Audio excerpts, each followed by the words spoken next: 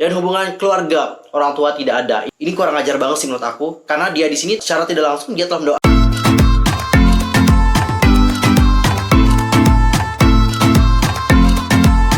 Annyeonghaseyo, 친구야. Yusrokim입니다. Welcome back to my channel. Nah, gimana kabar kalian hari ini?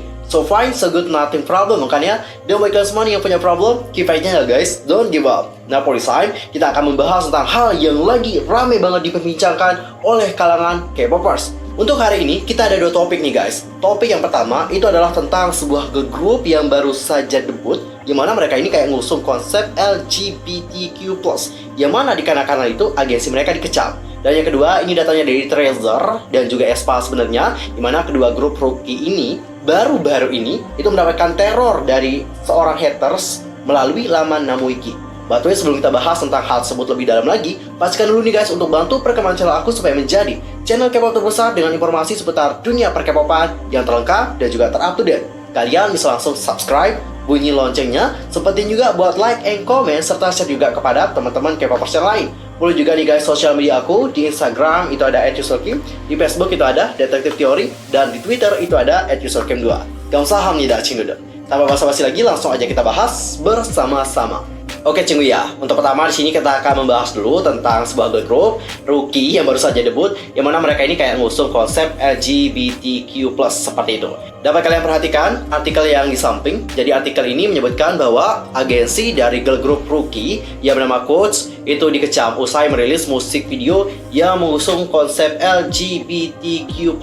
Buat yang belum tahu apa itu LGBTQ, aku jelasin ya. Jadi LGBTQ itu merupakan sebuah singkatan dari lesbian, gay, bisexual, transgender, dan juga queer. Q-U-E-E-R.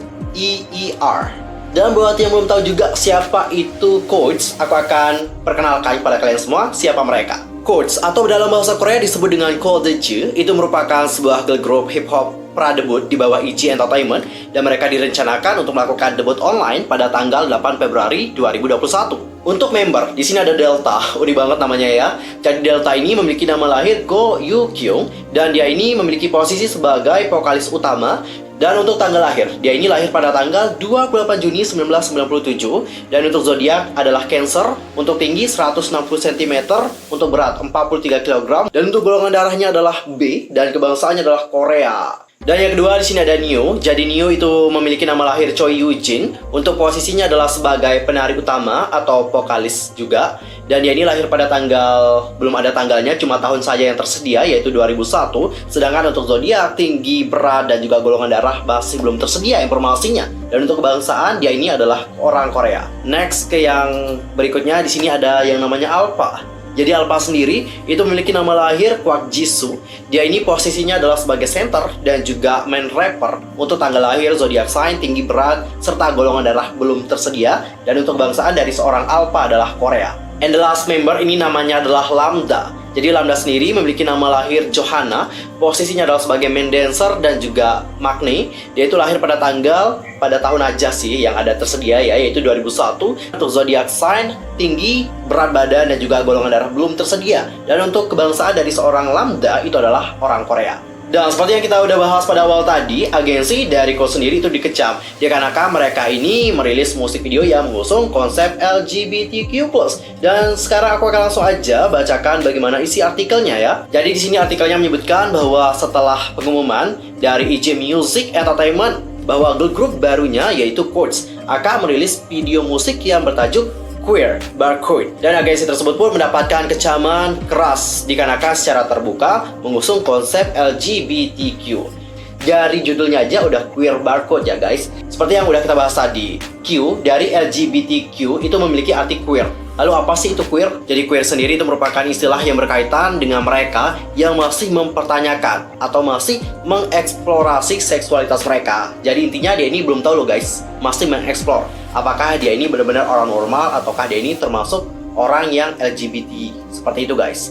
Dah, Dari judulnya aja udah dapat kita simpulkan ya bahwa konsepnya pasti emang akan mengarah kepada hal-hal yang berbau seperti itu. Benar nggak? Nah, girl group hip hop 4 anggota Coach itu mulai debutnya pada tanggal 1 Februari tahun ini. Dan dalam pernyataan baru-baru ini, EJ Music Entertainment mengumumkan bahwa musik video grup berikutnya, yaitu La La La, akan menargetkan fandom K-pop LGBTQ+. Menurut agensi, video musik tersebut berpusat di sekitar hubungan queer barcode dan menampilkan acting yang diarahkan untuk menjadi homoseksual. Nah, agensi di sini menyatakan bahwa dalam industri idol, queer barcode telah menjadi sumber dari konten itu sendiri.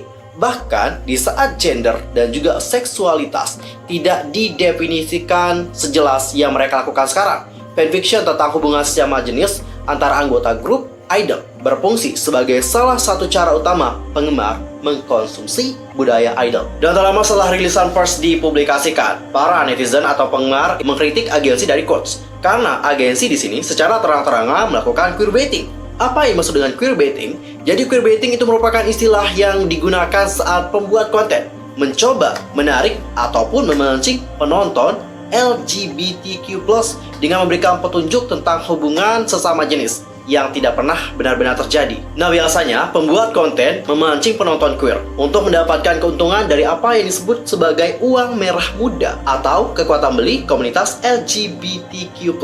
Untuk informasi saja, pada tahun 2019 pasar LGBTQ+ itu diperkirakan mencapai 3,7 triliun US dollar. Gila sih, jumlahnya fantastis banget guys. Dan dalam hal ini, materi yang melanggar dalam video musik Coach La La La adalah saat anggota Delta dan juga Lambda menggambarkan acting yang aneh karena tidak ada seksualitas anggota yang dikonfirmasi. Dan EJ Music Entertainment menyebut hubungan di layar sebagai pertunjukan, dan video musik tersebut tampaknya termasuk dalam definisi queerbait. Dan penggemar di seluruh dunia pun menyatakan kekecewaan yang serius pada EJ Music Entertainment dikarenakan membuat LGBTQ+ menjadi tidak lebih dari sebuah konsep untuk keuntungan finansial. Sampai saat ini, agensi belum mengeluarkan pernyataan tindak lanjut tentang La La La. Gimana? Kalian udah lihat kan? Iya sih, parah banget sih. Soalnya agensinya kayak nggak ada niat lain gitu loh. Di sini mereka tuh cuman kayak pengen dapetin keuntungan dan juga keuntungan. Ya, kita tahu bahwa agensi mana sih yang nggak pengen keuntungan gitu ya. Tapi tidak seharusnya seperti ini gitu. Yang mereka patokkan di sini cuman masalah finansial doang. Mereka di sini tidak melihat hal-hal yang lain gitu. Contohnya nih kayak Lambda ya. Kalian udah pasti lihat dong ya Lambda seperti apa. Ini Lambda ya guys. Jadi dengan tampilan Lambda seperti ini, udah pasti banyak yang mengira bahwa oh dia itu emang kayak bener-bener gitu loh guys. Aku sih kasihan nih sama member-membernya. Dimana member-membernya di sini ya you know lah ya what happened with them gitu ya. Kalau agensi saja sudah memasarkan mereka seperti ini, ya bagaimana pandangan orang lain terhadap mereka gitu. Apalagi mereka ini kan baru-baru nih guys. Masa sih baru-baru udah dapet komentar-komentar yang pedas juga dari netizen ya. Kasihan banget nih. Apalagi khususnya di Korea. Di Korea kan kalian tahu nih bagaimana LGBT di sana kan. Salah satu contohnya nih kita lihat yang kemarin nih, yaitu di film Bohemian Rhapsody. Itu kan adegan kissingnya itu sampai disensor, dan banyak sih ada orang-orang Korea juga yang marah dengan hal tersebut gitu. Ya kita tahu memang udah banyak sih yang kayak welcome mungkinnya sama hal-hal yang berbau gitu. Tapi ya aku sih tetap kasihan gitu sama membernya gitu. Bagaimana orang lain atau netizen menilai mereka? Ada kok grup-grup yang lain yang emang mungkin menyelipkan konsep seperti itu, ada sih. Kalian pasti udah tahu ya grup-grup apa yang dimaksud. Tapi kan mereka tidak secara terang-terangan. Nah, kalau agensi dari si Coach ini kan terang-terangan banget. Oh, kita di sini emang pakai queerbaiting gitu loh, kayak gitu guys. Aku tahu kalian mungkin suka dengan hal ini ya, tapi tolong dong perhatikan bagaimana idolnya gitu, apakah mereka merasa nyaman atau tidak gitu ya. Karena ini kan akar permasalahannya itu sebenarnya dari para penggemar gitu. Kenapa? Karena seperti yang telah diungkapkan oleh agensi dari Coach sendiri, yaitu EJ Music Entertainment, mereka kan telah melakukan research dan juga riset terlebih dahulu sebelum mereka menerbitkan Coach. Konsep apa sih yang kayak ngebuat mereka ini akan jadi boom gitu dan sukses? Ya, bagaimana kalau kita pakai konsep yang ada yang mengandung unsur LGBTQ? Karena konsep seperti ini itu menjadi konsumsi para penggemar gitu. Contohnya kayak cerita-cerita yang berhubungan dengan fanfiction. Jadi inilah yang memutuskan agensi untuk membuat konsep dari Coach seperti ini. Jadi kita sebenarnya tidak sepenuhnya bisa menyalahkan agensi gitu ya. Karena agensi di sini pengen juga dapetin keuntungan. Jadi ada pro dan kontra sih. Nah, kalau kalian sendiri ini bagaimana? Apakah kalian berada di tim pro ataupun kontra? Apakah kalian mendukung tindakan yang dilakukan oleh agensi atau kalian di sini menolak tindakan yang dilakukan oleh agensi? Silahkan sampaikan pendapat kalian di kolom komentar. Dan sekarang kita akan masuk ke berita yang kedua. Ini datanya dari Trezor dan juga aespa. Untuk pertama kita mulai dulu membahas dengan apa yang terjadi dengan Trezor ya guys. Karena permasalahan Trezor dan juga aespa ini sama banget.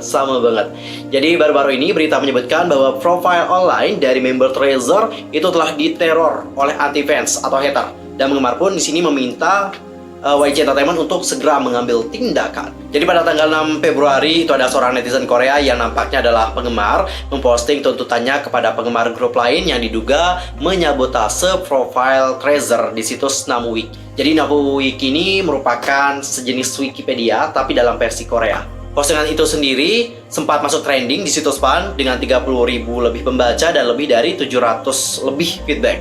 Nah, OP menyebutkan bahwa oknum penggemar tersebut mengubah profile dengan hujatan kepada para anggota, terutama Bang Yedam dan juga Doyoung, serta membandingkan kesuksesan grup rookie ini dengan seniornya yaitu Blackpink, dan menyebutkan bahwa Trezor merupakan produk gagal. Beberapa penggemar dari Trezor pun berusaha melacak oknum tidak bertanggung jawab tersebut dan ditemukan bahwa IP address tersebut adalah milik seorang penggemar lain. Maka dari itu, ia pun menuntut oknum tersebut untuk segera meminta maaf kepada Trezor dan juga kepada para penggemar dari Trezor, yaitu Trezor Maker. Tagar YG Take Action pun juga telah dinaikkan dan menuntut YG Entertainment untuk melindungi artis-artisnya, terutama Trezor, dari komentar jahat. Dan guys, kasus ini itu tidak hanya terjadi pada Trezor saja, tapi kasus yang serupa itu juga terjadi pada aespa. Hal itu terjadi tepatnya pada tanggal 24 November tahun 2020 yang lalu. Ini lama banget ya, duluan aespa yang kena barulah Trezor guys. Untuk aespa ini juga tak kalah parah, ini juga parah banget. Jadi ada satu member sih yang disasar oleh haters, yaitu Ningning nih guys. Parah banget kan, biasa aku disasar. Masa dia itu kayak ngubah nih profile Ningning. Kalian dapat lihat deh screenshotan yang berikut ini. Jadi dia ngubah profile Ningning seperti ini guys. Mulai dari tempat lahir. Tempat lahirnya adalah di Pyongyang. Tahu nggak Pyongyang di mana? Itu Korea Utara guys. Dan keluarga negara juga Korea Utara. Gila nggak sih? Ningning kan orang Cina ya. Dan untuk statistik tubuh, yaitu 100 cm 99999, dan hubungan keluarga orang tua tidak ada. Ini kurang ajar banget sih menurut aku, karena dia di sini telah menyebut orang tua dari Ningning telah meninggal. Secara tidak langsung dia telah mendoakan Ningning seperti itu loh guys. Dan untuk pendidikan yang terbaik ID Pyongyang. Gila banget sih di Pyongyang anjir.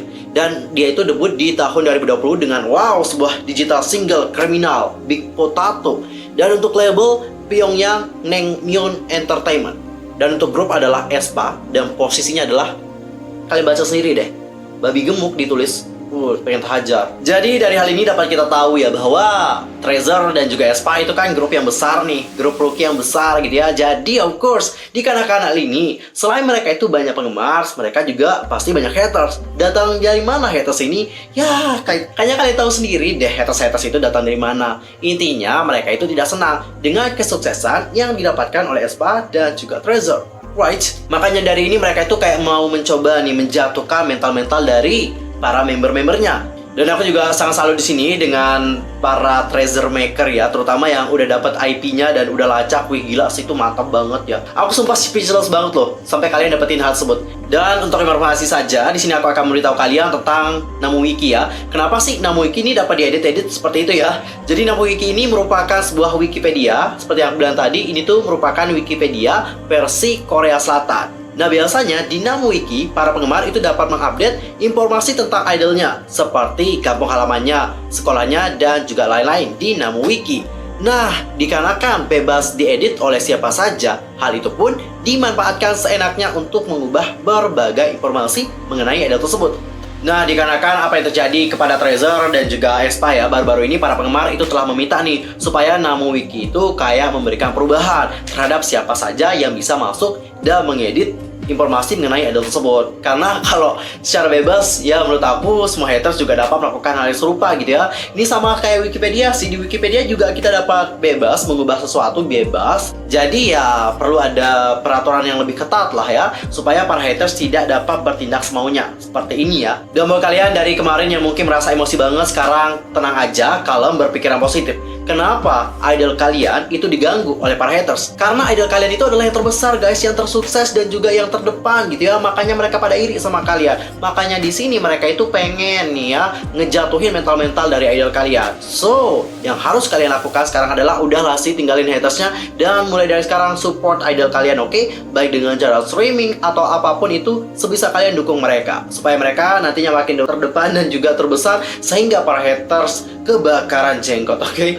Oke guys, soal untuk hari ini tadi kita udah membahas banyak hal yang lagi hangat banget sebenarnya ya. See you next time di video berikutnya. Aku mohon maaf sekali lagi nih guys kalau ada kesalahan ya, baik dalam ucapan, sikap, tindakan, dan sebagainya. I'm so sorry banget. Dan mungkin ada kesalahan informasi, kalian bisa koreksi aku dengan cara komen di bawah. See you next time di video berikutnya. Thanks for watching. Annyeong. 감사합니다. Don't forget to subscribe. Oke.